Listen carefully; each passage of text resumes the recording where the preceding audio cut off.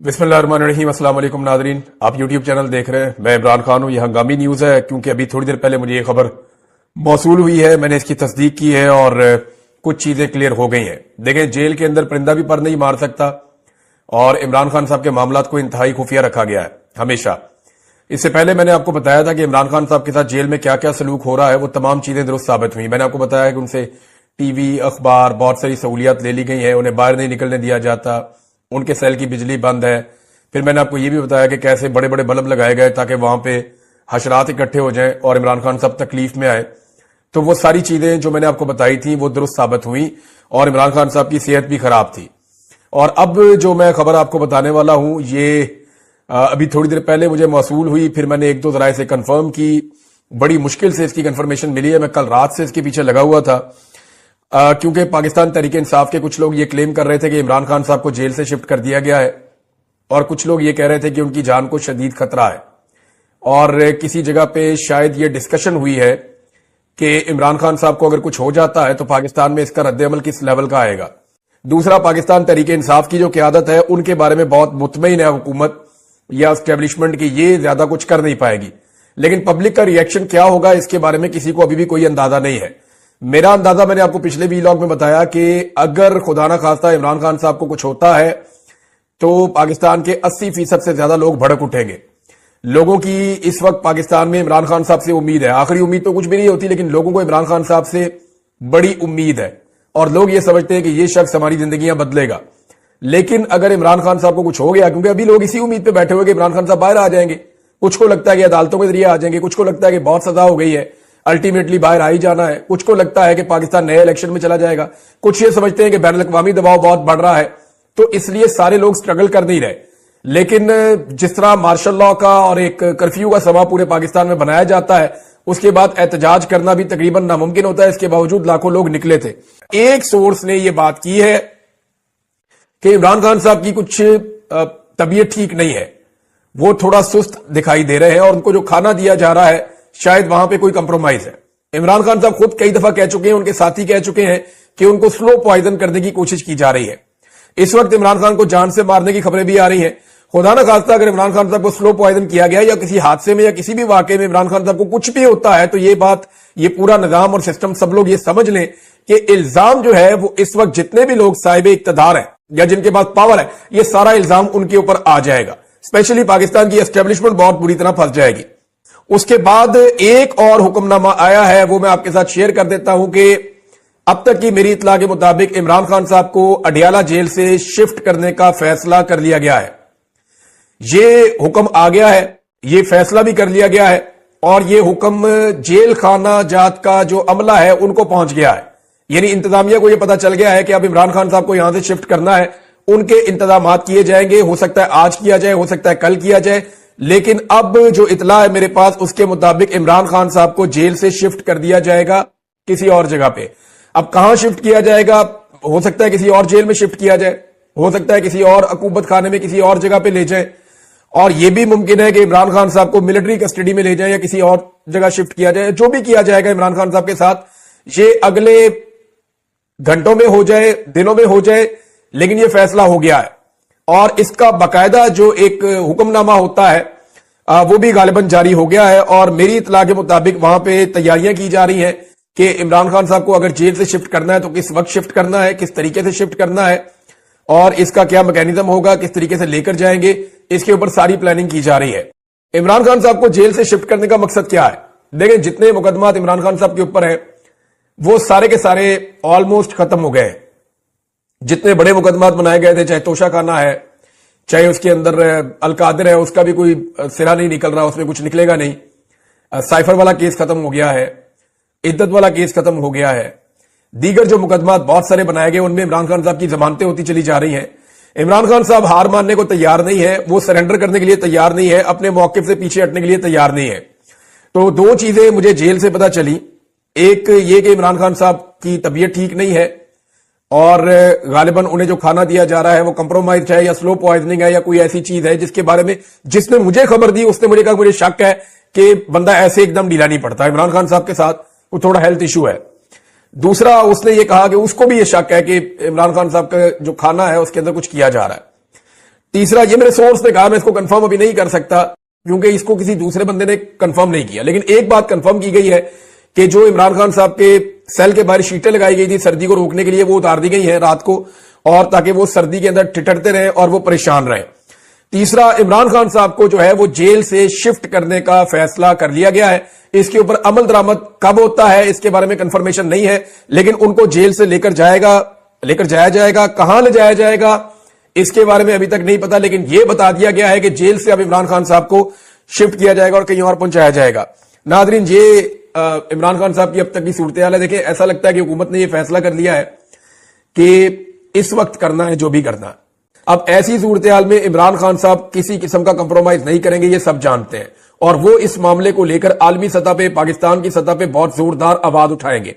अब जिन लोगों ने ये इतना बड़ा ब्लंडर किया है वो इमरान खान साहब को कैसे छोड़ सकते हैं, ये एक बड़ा सवाल है। मैंने थोड़े दिन पहले आपको कहा था कि अगर कानून और इंसाफ के मुताबिक हो तो इमरान खान साहब को फौरन छोड़ देना चाहिए, लेकिन अगर हालातों वाकयात के मुताबिक आप देखें तो ये सिस्टम इमरान खान साहब को नहीं छोड़ेगा, क्योंकि सिस्टम इमरान खान साहब से डरता है, खौफजदा है, उन्हें घबराहट है कि इमरान खान साहब बाहर आ जाएंगे तो उनके लिए बहुत खराब सूरत हाल पैदा हो जाएगी।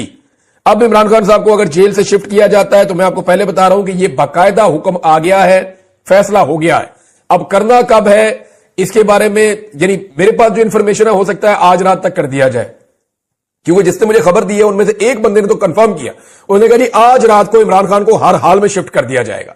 लेकिन मैं फिर भी मार्जिन रख रहा हूं क्योंकि यहां पे पल पल सूरत हाल बदलती है, तो वी कांट से एनीथिंग, हम कुछ कंफर्म नहीं कर सकते, इनका कुछ पता नहीं है। लेकिन इस मौके से फायदा उठा के कि पाकिस्तान तहरीक इंसाफ फौरी तौर पर की रद्द अमल देने की पोजीशन में नहीं है। नादरीन, एक आपको अजीब चीज बताता हूं और ये रियलिटी है। हुकूमत इस वक्त कुछ मीटिंग्स कर रही है और खबरें चला रही है कि जनाब हम 8 फरवरी को लॉन्ग मार्च को रोकने की तैयारी कर रहे हैं। यानी अटक में कोई मीटिंग हो गई पुलिस वालों की, इस्लामाबाद में कुछ तैयारियां शुरू हो गई, तो हुकूमत ने ये खबरें जानबूझकर फैलाना शुरू की हैं। हुकूमत ये चाहती है कि जैसे माजी में पाकिस्तान तहरीक इंसाफ डी चौक की तरफ आती थी, वैसे ही अब दोबारा भी वो डी चौक की तरफ आए, क्योंकि जब वो डी चौक की तरफ आएंगे तो हुकूमत के लिए काम बड़ा आसान हो जाता है कि पूरे पाकिस्तान से फ्लो बढ़ता है डी चौक की तरफ। ये आगे रुकावटें खड़ी करते हैं, लोगों को आहिस्ता आहिस्ता आहिस्ता कमजोर करते करते डी चौक तक बिल्कुल कमजोर कर देते हैं, क्योंकि ये इनका तजुर्बा हो गया ना। जैसे इमरान खान का डी चौक पहुंचने का तजुर्बा हो गया या पीटीआई का कि वो पहुंच जरूर जाते हैं, इसी तरह इनका भी तजुर्बा हो गया कि डी चौक आते आते लोगों को इतना कमजोर कर दो कि फिर वो डी चौक के अंदर मुजामत ना कर सके, और अगर ज्यादा ताकत में आ जाएं या ज्यादा तादाद में आ जाएं तो फिर उनके ऊपर गोली चलाने का एक ऑप्शन भी होता है, जो ये पहले चला चुके हैं। अब ये क्यों कर रही है हुकूमत?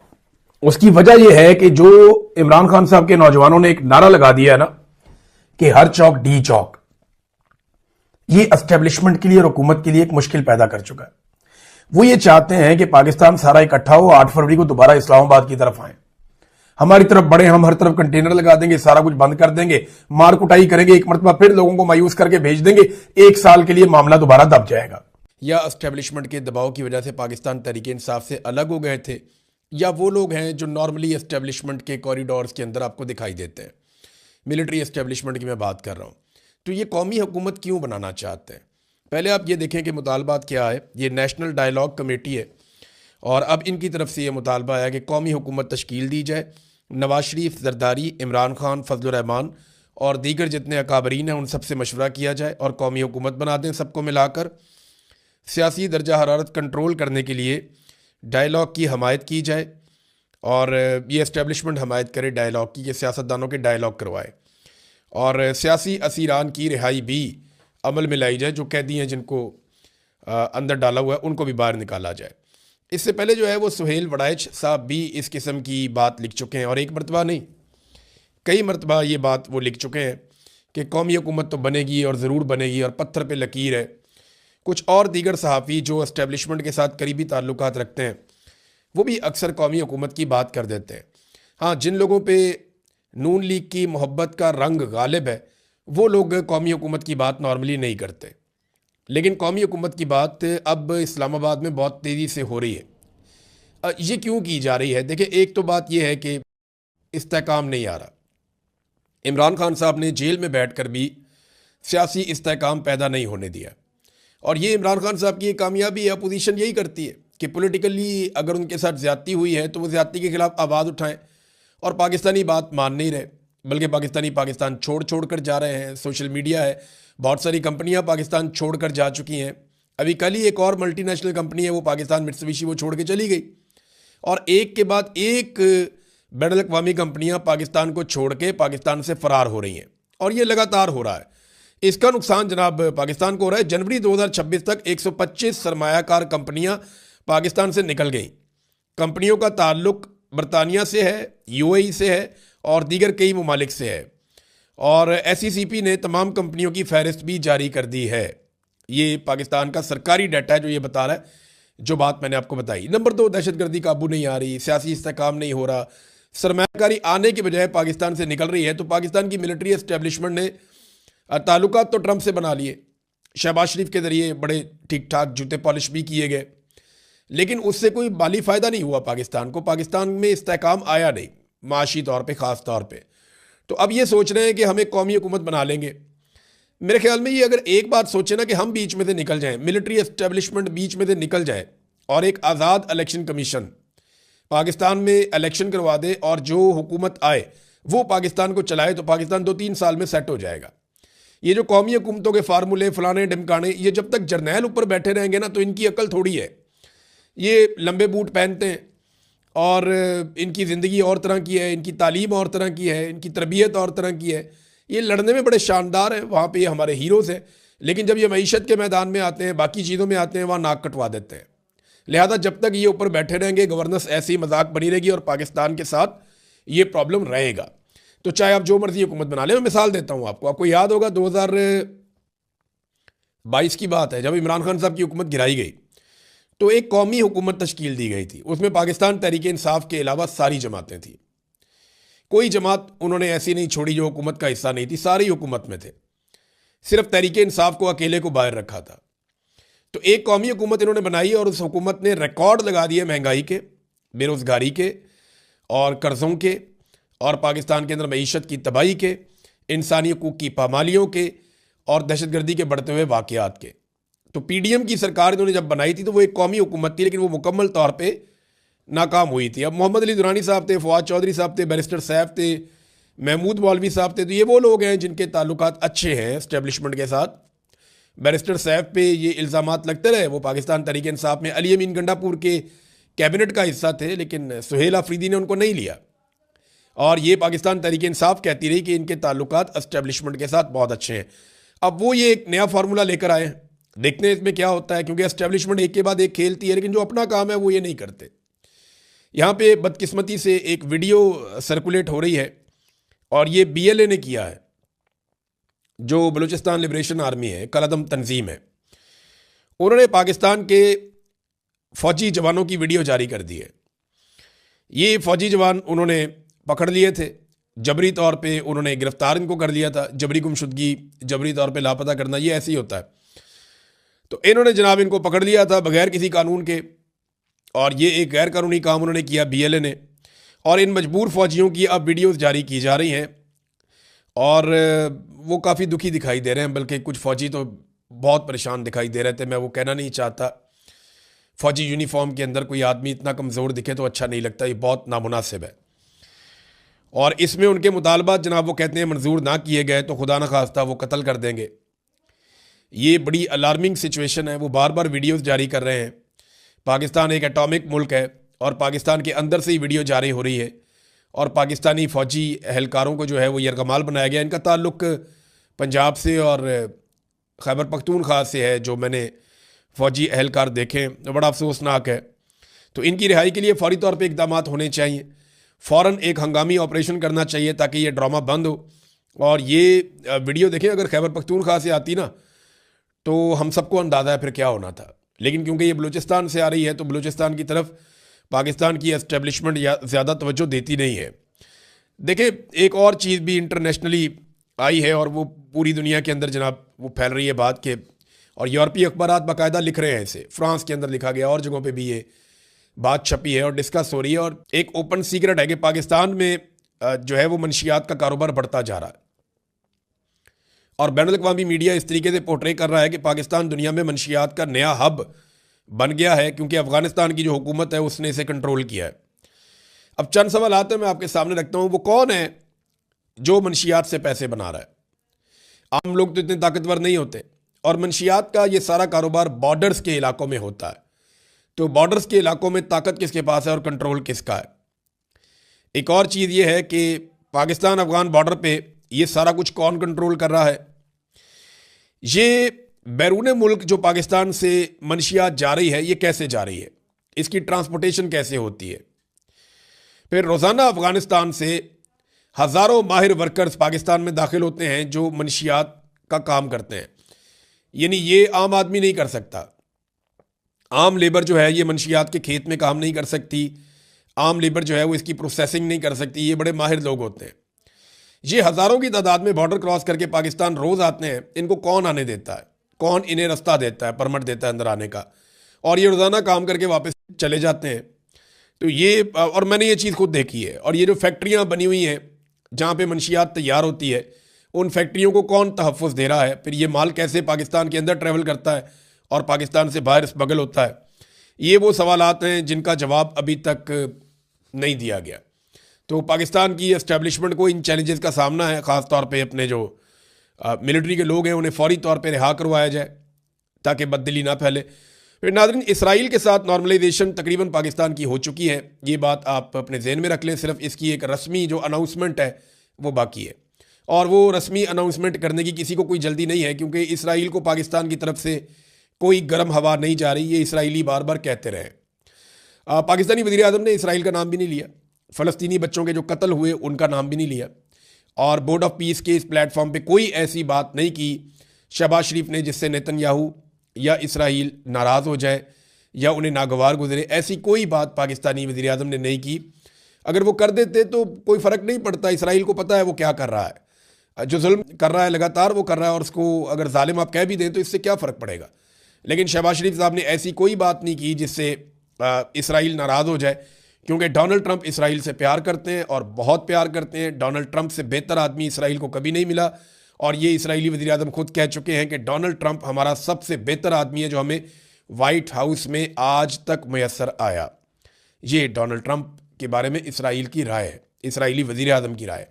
तो हमारे वज़ीर आज़म ने भी ऐसी कोई बात नहीं की जिससे इसराइल को बुरा लगे। आज जो कौमी अखबार आता है पाकिस्तान में, वहाँ पे बाकायदा लिख दिया गया कि हज़ारों फौजी भेजने का वादा। ये चीज़ छप गई है और मेन हेडलाइन छपी है, हज़ारों फौजी गज़ा भेजने का वादा। तो ये जो फौजी गज़ा में जाएंगे, इसके लिए कौम को क्या एतमाद में लिया गया? इसके लिए क्या कौमी असम्बली के अंदर, सेनेट के अंदर डिबेट हुई? क्या अवामी मुंतखब नुमाइंदों ने इस पर बात की? तो ऐसा तो कुछ नहीं हुआ, बल्कि ये एस्टेब्लिशमेंट का अपना फ़ैसला है, और वो अपना फ़ैसला मुसल्लत कर रहे हैं जैसे वो हमेशा से करते चले आए। पंजाब गवर्नमेंट का नाज़रीन तैयारा जो है वो दर्द सर बना हुआ है पंजाब हुकूमत के लिए ही। अच्छा, मरीम नवाज़ को तो इस बात की फ़िक्र ही नहीं है, क्योंकि उन्होंने आवाम से वोट ही नहीं लेना। उन्होंने तो आसिफ मुनीर साहब को राज़ी रखना है और मिलिट्री एस्टेब्लिशमेंट को राज़ी रखना है। उन्होंने खुद बताया था कि वो तरीका उन्हें अच्छे से आता है कि उसमें जूते साफ़ करने पड़ते हैं, तो वो बहुत अच्छा ये काम कर रही हैं। तो उन्हें पता है कि मैं चाहे जहाज़ लूँ, चाहे मैं रॉकेट लूँ, चाहे जो मर्ज़ी मैं चीज़ ले लूँ, सोने का बना हुआ जहाज़ भी ले लूँ, तो मुझे अभी कोई नहीं छेड़ सकता, क्योंकि अवाम की औकात नहीं है, इनको लगता है, और जो एस्टेब्लिशमेंट है वो उनके साथ है। तो ये तैयारा उन्होंने लिया है, और तैयारे के बारे में पता चल रहा है कि जनाब ये तो अय्याशी वाला तैयारा है। अब इसके ऊपर रिपोर्टें आ रही हैं सामने। ये तो बातें छुपा रहे थे, लेकिन कंपनी ने बता दिया कि जनाब यही लेकर गए। अब ये प्राइवेट तैयारों में वो तैयारा है जो अय्याशी के लिए इस्तेमाल होता है, एक मुकाम रखता है। इलॉन मस्क जैसे लोग इस तैयारे को इस्तेमाल करते हैं। गल्फ स्ट्रीम बड़ा कमाल तैयारा है, महंगा तरीन जहाज़ है। इसमें बेडरूम भी है, बेहतरीन ज़बरदस्त, आप सो सकते हैं, आराम कर सकते हैं, इंजॉय कर सकते हैं, मसाज चेयर्स वगैरह बहुत कुछ है जहाज़ के अंदर। कमाल जहाज़ और बड़ा सेफ जहाज़ है। तो ये जनाब मरीम नवाज़ के लिए लिया गया ताकि वो इंजॉय करें। 4 झूठे जवाज़ अभी तक पेश किए गए मुस्लिम लीग नून के लोगों की जानिब से या पंजाब हुकूमत की जानिब से, और ये झूठे जवाज़ हैं चारों। मैं आपको बताता हूँ। नंबर 1, पहले ये कहा गया कि ये एयरलाइन के लिए ख़रीदा गया है। फिर पता चला कि उस एयरलाइन का तो वजूद ही नहीं है, तो झूठ पकड़ा गया। फिर ये कहा गया ये एयर एम्बुलेंस है। और भाई इतनी महंगी एयर एम्बुलेंस तो होती ही नहीं। एयर एम्बुलेंस के लिए जहाज़ इस्तेमाल होते हैं, वो तो बहुत सारे लिए जा सकते हैं इतने पैसों में। तो ये एयर एम्बुलेंस भी नहीं निकली, और ये भी झूठ पकड़ा गया कि इसके अंदर तो ऐसा कोई स्ट्रेचर कोई चीज़ है ही नहीं। फिर तीसरा जनाब ये किराए के ऊपर हम दिया करेंगे। और भाई इसका किराया कौन देगा, ये तो मिलियंस के अंदर, इसका 1 घंटे का उड़ने का खर्चा है, यानी मिलियंस के अंदर इसका 1 घंटे का उड़ने का खर्चा है। ये इतना महंगा जहाज है, इसकी मेंटेनेंस पे बहुत पैसे लगते हैं। तो ये किराए वाला झूठ भी इनका पकड़ा गया। अब ये कह रहे हैं जनाब कि क्योंकि हमने गरीबों पे पैसे खर्च किए हैं रमज़ान में, तो अपने लिए एक तैयारा ले लिया, तो फिर क्या हुआ। आप अंदाज़ा करें कैसे बेशर्म है ये लोग कि वो कह रहे हैं जनाब हमारा बजट है, हम जो मर्जी करें। और भाई कौम का पैसा है, किसी के बाप का पैसा थोड़ी है। और गरीबों पे जो पैसा खर्च किया वो कौम का पैसा खर्च किया। गरीबों से ही पैसा छीनते हैं और फिर बाद में उन्हें उसमें से थोड़ी सी पीनट्स दे देते हैं, चंद दाने उनके आगे फेंक देते हैं। मिसाल के तौर पे गरीब का खून निचोड़ लेते हैं, गरीब को भारी बिल भेजते हैं, उसको टैक्सेस लगाते हैं। जब वो बिल्कुल तबाह बर्बाद हो जाता है तो थोड़ा सा पैसा वापस करके उस पर एहसान जितला देते हैं। ये इनका तरीका वारदात है। खैबर पख्तूनख्वा की हुकूमत फिर भी जो रमज़ान के अंदर मुस्तहकीन को पैसे दे रही है या इमदाद दे रही है वो पंजाब गवर्नमेंट से ज़्यादा है।